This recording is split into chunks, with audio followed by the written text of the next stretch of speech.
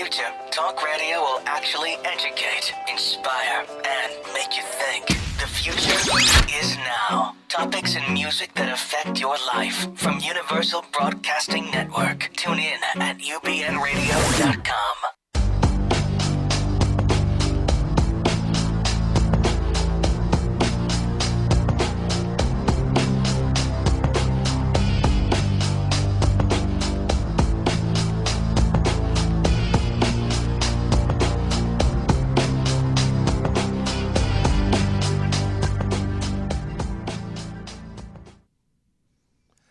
And greetings and salutations, everyone. We seem to have lost our audience. Where'd our audience go? Here's one. They're back. We lost our audience card. It was hiding behind one of the cameras. Greetings and salutations, everyone. I'm Walt Lusk, your host for Dr. Judy WTF, which is What the Freud. And we have, of course, Dr. Judy, the world-renowned Dr. Judy Rosenberg in the house. And we have a very important announcement before we continue, and that is, for those of you, a lot of you on YouTube specifically says, when are you going to talk about thus and such, and I'll call in. Well, guess what? We're going to do free-for-all calls on the first Thursday of every month. We broadcast every Thursday at 8 p.m. Pacific here at the UBN Radio Network. So just call. It's a free-for-all call. Get on the couch with Dr. Judy, and you pick the topic. And we're going to go from there. And it's on a first call, first serve basis. And away we go. This is in response to a lot of people who are calling in and saying, do a show on this, do a show on that. Right. So now you can do a show on anything you want. And if it's Your an interesting choice. And if it's an interesting call, we'll then do a show about it, and you can call again. Absolutely. Yeah. More the merrier. Yeah. And so you can find us on YouTube, as you know, iTunes, iHeartRadio, Stitcher, Spreaker, and here at UBN Radio. We are going to do a topic today that's kind of a serious topic. We've been diving in some pretty major topics lately. And this one we did early on, but this is going to be a better show. It's on domestic violence. And later in the show, at the end, we are going to shrink a song, a very popular one. I'll give you a hint. It's by Pat Benatar. And that was by request as well, interestingly enough. Mm-hmm. So I wanted to go with a couple testimonials. So glad I found this site. I have been deeply studying this subject, and it was I think it was on Sibling Rivalry, for over 10 years. I am very well read, and I must say that these two people are by far spot on. That's me and you. And thank you. Thank you. I am anxious to hear everything they are saying and offering. One of the best platforms I've ever seen. I have done my homework. Blessings your way. So thank you very much. That is so kind. Really, really appreciate it. Yeah. And just to begin the show by talking a little bit about the Mind Map, which is a system I created for healing human disconnect. It was originally meant for healing global disconnect, but I went micro with it because macro is my next project. And if you're interested in the macro vision, go to my other website, healingglobaldisconnect.com. So the Mind Map is a mind map journey for healing. And the Mind Map really breaks down the wounds of childhood, how they embed in us, and how they cause chaos, defenses, and breakdowns, which is what I term the WTF, or the What the Freud, because that's the repeat pattern. So the top third of the Mind Map, is it up, Walt? It is. Okay, it was, thank and you. it is. It's back. Thank you. Okay, and so those of you that are listening to this, you can go to Dr. Judy WTF and .com, drjudywtf.com, and find it. Okay, so a little bit about the Mind Map. The top third of it represents our past, wounds of childhood, how we react to them, and how they encode into the fiber of our being. So the wounds of childhood are many, but there are 5 basic ones. There is physical, sexual, emotional abuse, neglect, and smothering. So out of these wounds, we then have horrific reactions to them if they are very, very deep and painful. And then out of that, we form negative core beliefs that then get triggered by the environment, by people we're with, and then those triggers then take us down the garden path of the WTF, which is panels 4, 5, 6, chaos, how we then discombobulate, so to speak, and then the defense mechanisms, which is all the defense mechanisms we use to defend ourselves, our feelings, and they include drugs, sex, rock and roll, and a whole slew of others: overeating, smoking, and shopping, and cell phones, and computer, and porn, and I can go on and on and on. Those are the defense mechanisms. And then the breakdown is either we end up imploding, which is harming ourselves, or exploding, and as Walt likes to say. And you know what? This is a call-in show, and that you do not want to implode or explode, but you want to unload here on the couch with Dr. Judy with your emotional ouch. And the phone number is area code 323-843-2826. That's 323-843-2826, or internationally through Skype, UBN Radio number 2. That's UBN for Universal Broadcasting Network, UBN Radio number 2. Thank you so much for that. So the purpose of the therapy is to take out the poison that childhood leaves us with, and to deconstruct the lies that embed in us, and to morph out into panel 789, which is the paradigm shift out of the old perception of ourselves and the way we view the world, and then the healing, which is the recoding of the DNA strand. As you can see, we are decoding the old DNA strand and recoding into the new, and then the balance of the unity that we then can appreciate and enjoy in the part 2 of our life. Part 2, be the cause. Right. So tonight we're going to talk about mind mapping, domestic violence. And obviously this is a pretty simple, serious topic. Just to let you know, there is more than one type of domestic violence. There's a bunch. There's stalking, physical abuse, emotional abuse, psychological abuse, sexual abuse, reproductive coercion, financial abuse, and digital abuse. Stuff online. Okay, that's a new one, right? Yeah, now that it's we new have one, so that. we're going to dive into those. Contrary to popular belief, domestic violence occurs across all social, economic, and cultural backgrounds. It has no boundaries and exists among dating relationships, same-sex relationships, and older victims. It also impacts the lives of children, people with disabilities, and immigrants. So it is no respecter of persons. It's across the board. Although victims are getting younger. The primary age group right now, overwhelmingly, is ages 16 to 24, and it's usually women. They're experiencing the highest rates 16 to 24? 16 to 24. That's so young. Absolutely, Wow. it is. Yeah. And experiences the highest rate of what they call intimate partner violence. And girls who reporting dating abuse were 6 to 9 times more likely to contemplate or attempt suicide. And so the suicide rates in that outfit, because of this group is a lot higher. The impact on families is very devastating as well. 1.5 million children are exposed to domestic violence every year. Which is another form of child abuse. When you're watching your parents beat each other up, abuse each other, that will definitely ingrain into the fiber of a person's being. Yes, it sure will. Yeah. And then domestic violence, of course, takes a huge financial toll. Half of the domestic violent victims report they have lost their job, or at least in the past, due to domestic violence. And they're more likely to experience unemployment, higher health problems, and of course, more on welfare.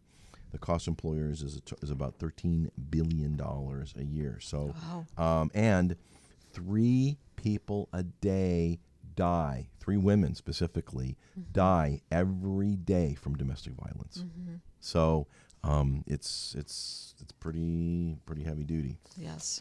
One other stat, and then we'll move on. 1 in 3 women and 1 in 4 men become victims. So obviously, it's really interesting. 33% and 25%. So guys are domestically violent more than people think. 20,000 phone calls are placed a day to the domestic violence hotlines. A day? Is that's nationally? That's in the United States. In the United States. And the last one, I want to talk about stalking. I have actually dated 2 women who have been stalked by former guys they've dated. I was going to say boyfriends, but how can they be that? Guys they've dated. And one of them was Northern California, and he was still stalking them. It was just nuts. She kept her cards very close to her scary. vest. It's very, very scary. 1.9 million women and 5.1 men in the United States have been stalked during their lifetime. So, I mean, it's a big deal. It's a big deal. Before we get to our call, we should dive in. There are wanted to touch on tricks of abusers, just because they pull tricks on you, and then by the time you figure it out, you've been sucked in. And then if we get time, we'll talk about ways to avoid it. And if not, you can always write us at info@drjudywtf.com, and I'd be happy to share, as many of you are more asking, for notes, because I do a lot of research for every show, just in my ever-ending attempt to keep up with Dr. Judy. Yeah, and if you want Walt's notes, then email us, Absolutely. and he's happy to provide them. It's in Word format. I've taken all the stuff from the internet that I found Really that was appreciate apropos, it. and I'm more than happy to spread the wealth. Okay. So it's not a challenge. First off is jealousy. They try to equate jealousy with love. The abuser will question the victim about who the victim talks to, who they're going with, where they spend their time. They might even go through their phone book on their phone. They may frequently drop by during the day unexpectedly at work, and they refuse to let the victim go to work, check their car mileage, and ask friends to watch the victim. So they're really into control, but under the auspices, oh, honey, I just care for you so much that I just really want to make sure you're safe. Yeah, Right. There's always a reason, right? Yeah. Controlling behavior is one. Again, they have concern for your safety. So if they're overly concerned about your safety, watch out. They get involved very quickly. They rush to making sure they have a relationship with you. They want to pressure you into commit to a relationship. They want to make you feel guilty for wanting to slow the pace down or for ending the relationship. If your intuition, your gut says, hey, I don't know about this guy, you can take a step back. It's not the end of the world. If it's meant to be, it's meant to be. So, Walt, you're talking about a lot of red flags, and they're there. And so, again, intuition is a big deal. Use it. And if something doesn't feel right, it probably isn't right. And so take your time, get to know the person. And there are all kinds of ways of getting to know a person, including Googling them, including investigating them if you have to. And don't by any means go too fast and give them your address and have them show up in your home if you don't feel comfortable and the stage of dating is too early. So mind your boundaries. That's Absolutely. a really important mind your thing. boundaries. And if they've overstepped their boundaries, then, again, that's a huge red flag. Yes, absolutely. For $20, you can do a research on somebody's background. All you need is their name, phone number, email address. You don't need all that other stuff. Right. And they can do a complete background check, public records, and all that jazz. Sure. So maybe, it's like, that's too invasive. Really? In these day and age? Sometimes I don't think so. I know so many women, I know it's kind of off topic, but they date guys and they're still married. Well, yeah, Yeah, right? yeah, And it's like, they have fake profiles, Yeah, and total fake anybody can profiles. do anything especially on internet dating, not to put it down, because some people I know meet great people through the internet. So I want to talk a little bit about the dynamics of domestic violence, and we're hoping that we're going to get a call in tonight, and I believe we are. Yeah. So if you're ready to call in, please do, okay? Area 323-843-2826. 843-2826-323. Thank you, Walt. Okay, so a little bit about the dynamics of domestic violence. Everything has a cause. The mind map is called Be the Cause, Healing Human Disconnect. So how do we create human disconnect? It's through the first few years of life, our blueprint. So when we're blueprinted not so well, do we have a call in? We do. Oh, awesome. Okay. Hi, you're on the couch with Dr. Judy. Thanks for calling. Hi. Hi. Thank you for calling in. And who be this? This is Vicki. Hey, Vicki. Glad to hear from you. So I really appreciate you calling in. You are on the and, air and on the couch with Dr. Judy. And so, as I promised you, Vicki, I'm going to mind map what's going on with you, okay? And so for the rest of the people who are listening in, you'll have an opportunity to see how the blueprint of domestic violence is laid down at the causal level, and then everything goes out of control because negative core beliefs are triggered, and then everything goes on a really nasty ride called the WTF, the what the Freud, which is the chaos, defenses break down, and then ultimately the relationship breaks down, and very often the cycle starts again. So there's a I'm beautiful going to say honeymoon the period. repetition principle. Sure, there's the honeymoon period, which makes it all worthwhile to go back into the relationship, and the fantasy that people can do a better job the next round. But, without really healing, the next round is a repetition of the last round, and and then it's going to be the same. So, Vicki, tell me a little bit about you, what you're going through, and just if you will be so kind as to share a little bit about yourself. Yeah, I mean, right now I just feel a little lost and Okay. a little confused and Mm-hmm. that type of thing. Okay. I think I stayed around in it too long, and I also think that it was blown out of proportion in a way, because I think that person gets very angry quickly, Yeah. and Short you fuse. can only know how to deal with that to a point. Yeah. Right. So. And so here's one thing that I want to say is that when things look out of proportion, you can know that there's a wound about it. I like to use the example of if you step on somebody's foot and they hit the ceiling, you can say, WTF is going on? So you know that either there's some kind of an injury in the foot and you hit their sore spot, or they're very delicate in their emotions and their bandwidth for emotional regulation is pretty short.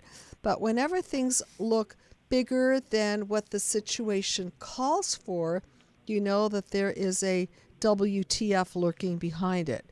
So tell me a little bit, if you will, about let's mind map this. As I've said, I will mind map this. So tell me a little bit about your panel 1 wounds. Were you neglected? Were you emotionally, physically, sexually abused? Were you smothered? Tell me a little bit about how your mother and your father related to you and each other. No, I was in a great household. Okay. Unfortunately, my mother passed away when I was 7, and my father was amazing. Yeah. I had a great childhood. Okay. But then my father got remarried, and I have a stepmother.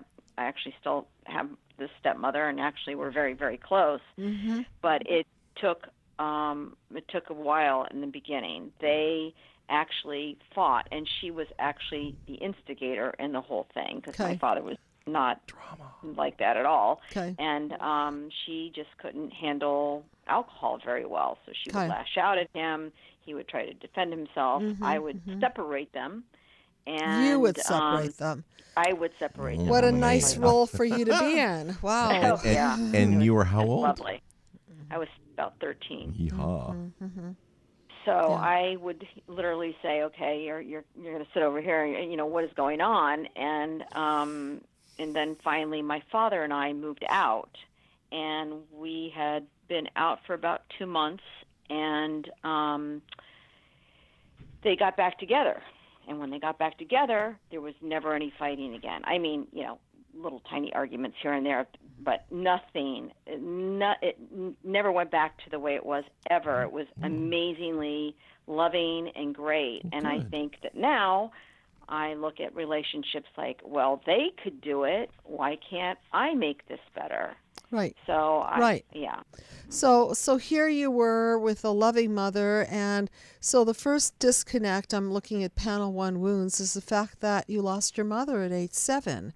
So up till then, was she a nurturing mother? Was she a stay-at-home mother? Was she a loving mother? Yes, all of the above. Okay. So in a sense, you had the template for really good stuff, but unfortunately what happened in your case is that things didn't go really well. It wasn't the happy ending. You didn't have a mother that continued to be there for you. Was it a sudden death? Was it a long drawn out? It was long drawn No, out? she passed away from breast cancer. So, Okay. Okay. little ongoing. Mm-hmm. Okay, and that in and of itself will put so much pressure on a family, and so especially in the case of a little girl, 7-year-old little girl. Did you have siblings? No. Okay, so you're the only child, and so you're taking the brunt of it. Your father's probably losing his mind about losing your mother, and maybe he's actually so caught up in that it's hard for him to really be emotionally available and nurture what you're going through. And tell me a little bit about that. Was he there for you? Was he Oh, he was there preoccupied? for me He was. 100%. Okay, Oh, yeah. so that's really Yeah. fortunate. So the kind of blueprint that you're talking about speaks to the idea that you did have a healthy blueprint. So I'm wondering how you picked the person that then came into your life. What do you Yeah, think happened me there? too. Tell me about your picker. Well, I mean, I completely fell head over heels, and Okay. we were well matched in the way of where we thought we were going in the future, and what we wanted out of life, and Okay. and how we connected on many, many, many, many, many levels. Okay. And there was just a great passion and a great I don't know. How did you meet? How did you meet? We met through a friend. Okay. Okay. And did you get to know each other slowly, or was it an Insta? No, I would think it was pretty normal. I think Okay. we didn't live together right away, and Uh-huh. that kind of thing. So then we lived together, and Okay. during the process, there was some lies and manipulations and stuff Okay. like that, and that of course should have been huge signs. They were pretty significant, so those should have been Uh-huh. huge signs. It wasn't domestic violence at that point. It was more of, I think, well, it probably was, in the fact that it was very, very controlling and manipulative and that type of thing. So I'm sure you've seen some of our episodes, and I'm just wondering, do you think that you were more the passive one? Were you the people pleaser? Were you the person that? Yes. Okay. Yes, Okay. I was, and Okay. I think that I took this on myself as this sort of, lifelong project that I thought it was going to be, because I thought I could help her, and I thought I could save her, and I thought I could,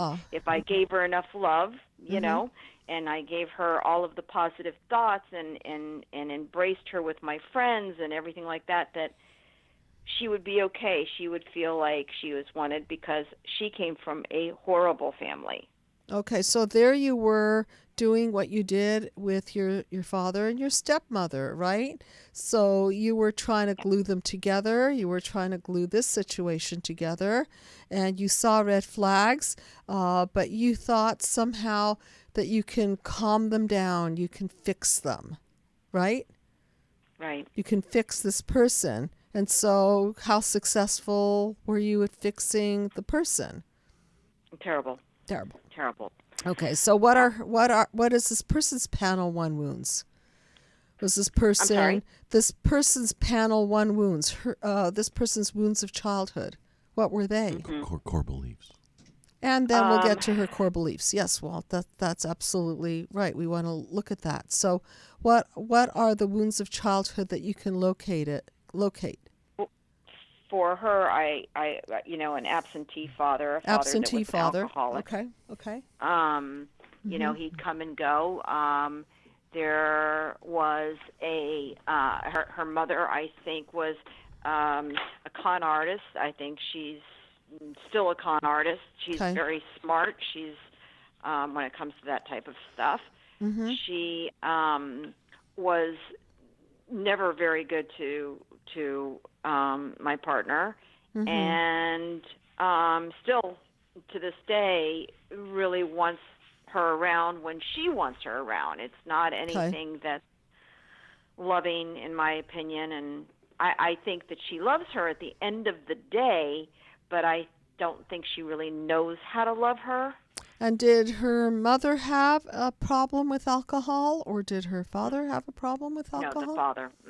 The father. And, Okay. yeah, and she does as well. Okay. So she's a little bit like your stepmother in the alcohol area. Yes. Yeah? Exactly. Okay. And your father is a little bit like you, maybe in the passive area, in that he took Exactly. it, did he not? Yeah. Okay, so there's the blueprint. Can you see the blueprint, Vicki? That your father's a sweet guy that doesn't want to really set the boundaries. And so when you don't set the boundaries, then you just keep basically creating a system where the person gets bigger and bigger and bigger, and finally they just take over the whole system and start taking down the whole system. All the while thinking that you could fix it, it'll be okay, if only you're nice enough, if only you give them more love. Okay, so can you see how in this situation you probably lost energy over it, gained energy over it from a pure psychological accounting perspective? Yes. Okay. So we can know that when we're being vampired, I like that term because vampiring is the opposite of synergy. A healthy relationship is synergy. So you put in the light, the person puts in the light, and as a result of both of you, you're better people because of it. And the people around you are better off because of it, because you have more to share with the world. Okay? So in this situation, there was less of you by the end of this process, was there not? Of course, yes. Of course. Much less. And then in the case of your father, would you say that there was less of him as a result of his interacting with your stepmother? Or did they get therapy? Did they morph over time? What happened? It was just bizarre. I think that they just loved each other, and somehow they worked it out on their own. They never did therapy or anything like that. Okay. They just realized, and it was a miracle, I guess. And they're still together? No, my father passed away. Oh, I see. But quite a they few were years together till the end? Yeah. Yeah. Okay, so you've got that blueprint going too, that it's a till death do us apart situation, and that's a beautiful thing. It's just that the truth of the matter is that I'm not a fan of divorce or breaking up, but if the person won't dump their problem, you have to dump the person. Do we have another call in, Walt? No, as I say, she dealt till death do us part was twice. Twice. She lost her mom, right, to death, and then she lost her dad to death. Right. And the relationships in both cases ended as a result of the death of the spouse. Yes, and so your father hung in there, and I'm sure there's a piece of you that's blueprinted to hang in there also, is there not? Yes. Yeah. So you're a very loyal person, and you're just going to keep in there unless it gets really, really bad, and then you'll try to give it another opportunity. And so how do you know if it's time to say goodbye? Well, this time it was. Why? Well, how do you know? When someone calls the police on you, and they get taken away. They get taken away. Okay. Yeah, there you go. There's the cliche. That's the cliche right there. You're the one that they want to get rid of, and they end up setting themselves up for themselves. Seen it happen.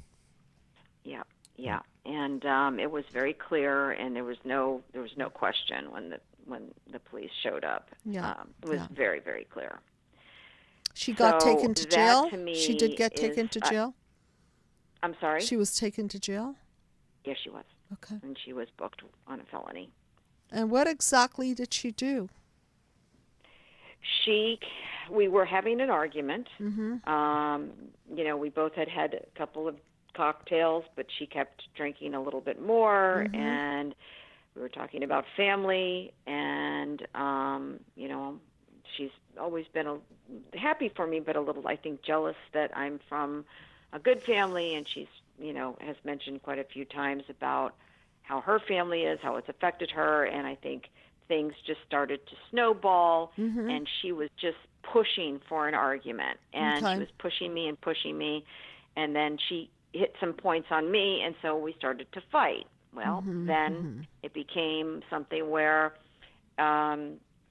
she wanted to go, and I didn't want her to go because, A, I thought she was leaving in a ridiculous rage. We've had this argument 500 times, and two people should be able to sit down and have the conversation, not more than twice. Yeah. And, and then that's that. But this has happened more than I can't even count. Okay. So at that point, I said, no, I really don't want you to go. I care for you. You've been drinking.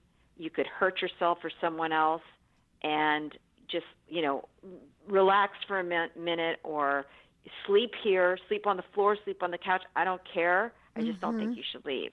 Well, from that point, she started to scream that she wanted to go, and I thought, oh boy, okay, she's going to go. I'm going to give her the key. Sure. And I said, you got to go. And so she went out the door. She had everything. She had her bag. She had an extra one. I threw that out on the porch. And then I saw her calling the police. I thought she was calling a friend or something like that.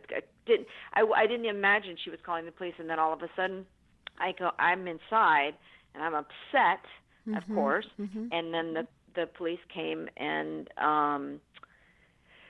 showed up on my door, and of course that upset me more, and I didn't even realize it, but I was bleeding. Wow. Did she hit you, or did you trip, or what happened? She handled me, and when she did, I think one of her nails just caught me, like when she was trying to grab the bag or something. Okay. I mean, I don't see her as like some vicious physical person, but I don't know if that's the start of how things can get worse. Yeah. And she was yelling outside. She was accusing me of not letting her go because I had the key to her car. Well, in fact, she had the key to the car. The police saw that.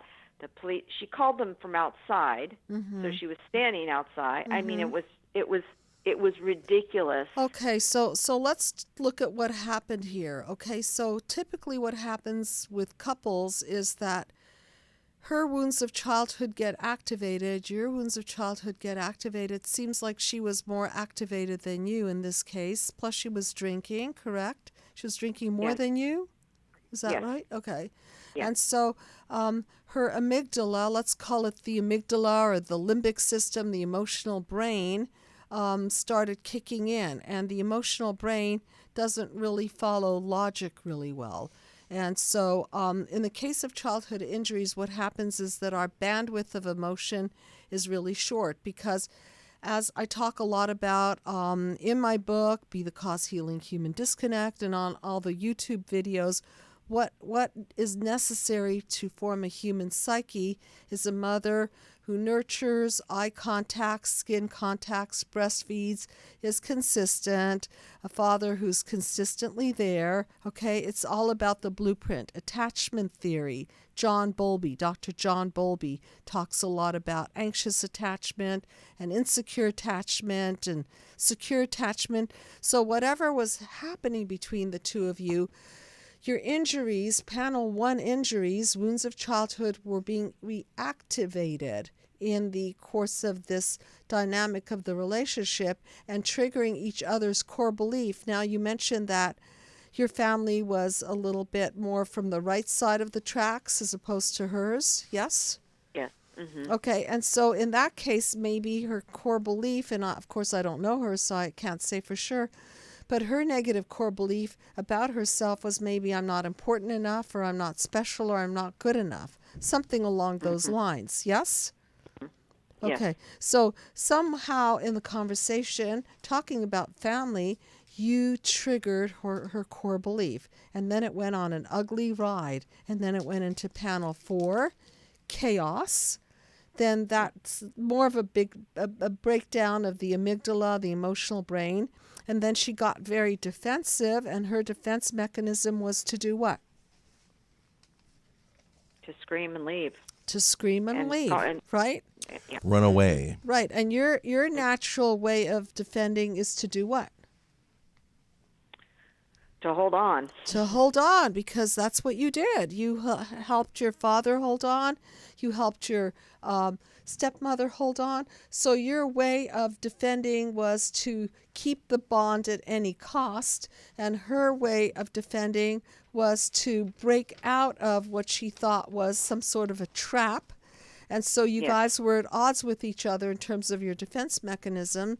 And at the end of that, she exploded, did she not? Okay, Yes. she totally exploded, and then she projected all over you that you were some kind of a terrible criminal person. And in this case, it did backfire on her, did it not? I did. Yeah, Yes. it really backfired. Okay, so you've been around the bend with this person how many times? What do you mean by that? How many times did you go in and out of this relationship? Oh, this is the second time. Okay. So second time we have a pattern. Two, 3 times we have a pattern. So is there going to be a third time in the way that you're thinking about this right now? If she begged for forgiveness, if she said, No. "I'll go into therapy," I'll do anything to create. And why not? Why not? Because to me, it seems like a deal breaker Okay. that she would even do that. I don't know how I would even, whether she's an alcoholic, whether she has, I can't imagine ever calling the police on somebody that I love. Okay. And there's the you deal know, breaker, right? That's the deal breaker. So short of her being in true jeopardy, which it doesn't sound like she was, I mean, you did offer to have her sleep over on the floor, couch, whatever, okay? But there really wasn't any reason for her to jump out of your home and ride in her car, right? Absolutely And you were not. trying No. to protect her because she's been drinking, so you didn't really want her to leave, and then she Right. insisted. Right. Okay. Right.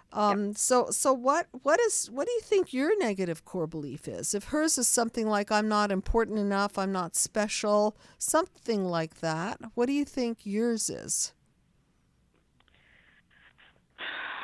I'm insecure. Okay. I'm insecure. You're insecure. I've never felt like I'm good enough either, in a way. Okay. Never not successful enough, not, this. And I don't know. I don't really know. I kind of know where I got it, and I kind of don't. What do you think? Where do you think you got it? I think that when I was going to school, that I don't think my father I don't think he pushed me enough in school, and I think that for a little while it got out of hand because I would black out in school, and if the teacher called upon me, I got nervous, and so it just kept making me feel weaker and weaker and less confident. And plus you were dealing with the death of your mother at age 7. So how do you think that impacted your concentration? Deeply. Did you get poor grades in school? Yes, I got poor grades, and then finally, life went on a little bit, and I went to a different school and had better teachers, and it was, so, and my mother, my stepmother, was part of that, and I think helped my father with that, and helped me. Okay. So it's very, very clear that when somebody is grieving, right, it's going to affect their concentration. And I'm wondering if maybe another one of your core beliefs is that you feel that you're stupid. Yeah. I'm not surprised. Okay. So even though you weren't directly called stupid, what was it that your father was doing that made you feel stupid? Well, when right after my mother died, I was in school, and I was not doing well at all. I was not concentrating at all, and I ended up having to take this. I was in a special class, and my father adored the ground I walked on. Yeah. I know he didn't think that I was stupid, but he did make this statement, which I've never forgotten, to his friends in front of me. Yeah. And he said, she's the smartest kid in the dummy class. Oh, so Oh, that's a backhanded God. compliment, Oh, right? man. That's Yeah. pretty backhanded. Okay, so I want everyone to really understand who's listening how these negative core beliefs embed, because our parents are our source. They're the people that we blueprint off of. Whatever they say is is a definition of who we are. And So the father-daughter relationship is so important. sure, and then without Absolutely. your mother to mitigate the damages, right? So your father may have meant not such big harm, but what did you take that to mean? Well, I took it, it was horrible. I mean, Horrible. I felt like I was trying to make progress, and then I just, felt like I was being pushed back down the rabbit hole again. Right. Okay, and you tell me that you don't feel that you're manifesting, that you're not doing as well as you can, that you're not climbing the ladder of self-actualization as quickly as you can. So can you see how your father's comment may have been a scar on you, may have limited your belief within yourself to say, all I really can be is the best of the worst. That's about it. Yeah. Right. Okay, so with that, And yeah. yeah. Go ahead. Yeah. Well, no, I am successful, and my friends would laugh at me if they heard what I just told you. I mean, they would think that I'm out of my mind, but I have never felt, that confident in myself to, I think, even get farther or feel that I am, you know what I mean? It's like logically I know that I'm successful, but Okay. I don't feel that way. Right. And again, it's that cracked lens of perception. I call it the psychovirus that embeds into the fiber of our being. And then that psychovirus distorts and cracks our lens of perception. And then the core belief is an outcome of that belief that we have in ourselves. And even though your friends laugh at you and think, oh, she's successful, what she's talking about, and maybe even objectively you may be successful, it doesn't matter, because it's what you think about yourself. It's your cracked lens of self-perception. Understood? Yes. So therefore, it makes sense that you would say, well then, I don't really deserve anything more than this, and I'm just lucky to have this. And if this woman loves me so much, then lucky me. And I'll just use my skills of gluing people together, just like I did when I was a little girl, and make it work and make it work. And then after a certain level, it just doesn't work anymore because it breaks a certain barrier within you, which is your boundary, which is your healthy boundary, and you think, no more. No more. So I think that it's really important that you know what your deal breaker is. And so in the future, I want you to recognize that it's really, really hard when you get together with people who are unhealed on such a deep level. And so all of that unhealed, wounded material is going to come up in the relationship. So in the future, I just want you to be very, very, very, very vigilant of your own core belief and dismantle that as quickly as you can so that you understand that the cause of it, and I don't say fault because it's multi-generation, no, the blueprint is your father, okay, the blueprint is always the parents, and out of that you formulate this core belief of I'm not good enough. Okay, and so we have to recognize that as, is that truth or lie? Were you just born not good enough? No. Were you born stupid? No. You know, Okay. I'm going to interject real quick, and then we've got to scoot. On everybody's forehead is never the phrase, I am not worthy. And if you don't believe me, you go look in the mirror, and you can call us back if you find it. Find the writing on your forehead that says I'm not worthy. Nobody is ever I'm born stupid. with I'm Right. stupid, I'm not worthy. Okay, Right. Unfortunately, we get all that garbage as a result of growing up with parents and imprinted. But So you are very worthy, and what people do in terms of their being guilty is they compare their worst to somebody else's best, which therefore validates What's not on your forehead? So I just want to end on saying that this is a system gone wrong, okay? And what you can do about it is really go back into your childhood wounds and complete on that so that you can leave it at the causal level and literally allow the poison to come out of you so that you don't play it out in the next relationship. And I really thank you for calling in.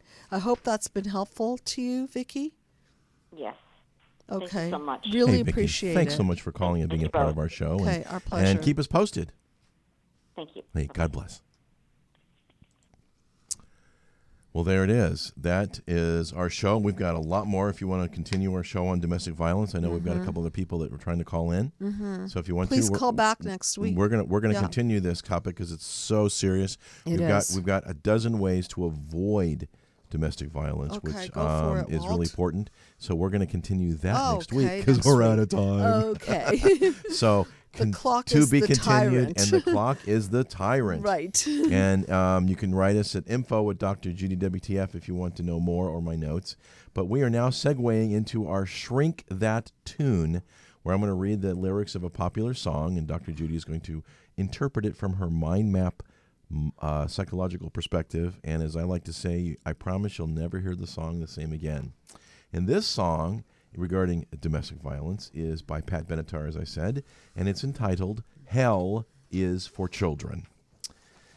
They cry in the dark so you can't see their tears. They hide in the light so you can't see their fears. Forgive and forget all the while. Love and pain become one and the same in the eyes of a wounded child. Well, it reminds me, Hell is for Children reminds me of the hostage situation, Oh, yes. does it not? Yes. And the denial. They cry in the dark because they don't feel that they're ever going to really be mirrored and heard, so you can't see their tears because they're really not going to be attended to anyway. And they hide in the light, which is reminding me of putting on a face that everything's okay, but it's not okay. No, it's not. Love and pain become one and the same in the eyes of a wounded child. So there's the blueprint for domestic violence. It's love and pain, right? The highs and the lows, the honeymoon period of the love, and then the violence of the domestic violence. The reward and the punishment. Right. Yep. Because hell is for children, and you know that their little lives can become such a mess. Hell is for children, and you shouldn't have to pay for your love with your bones and your flesh. Acceptance in many, many dysfunctional families of abuse, you do have to pay for your love with your bones and your flesh, and children will do anything to please their parents because they just want to be loved. That's a fact, and they want their parents' attention and so desperately. It is also confusing, this brutal abusing. They blacken your eyes, then they apologize.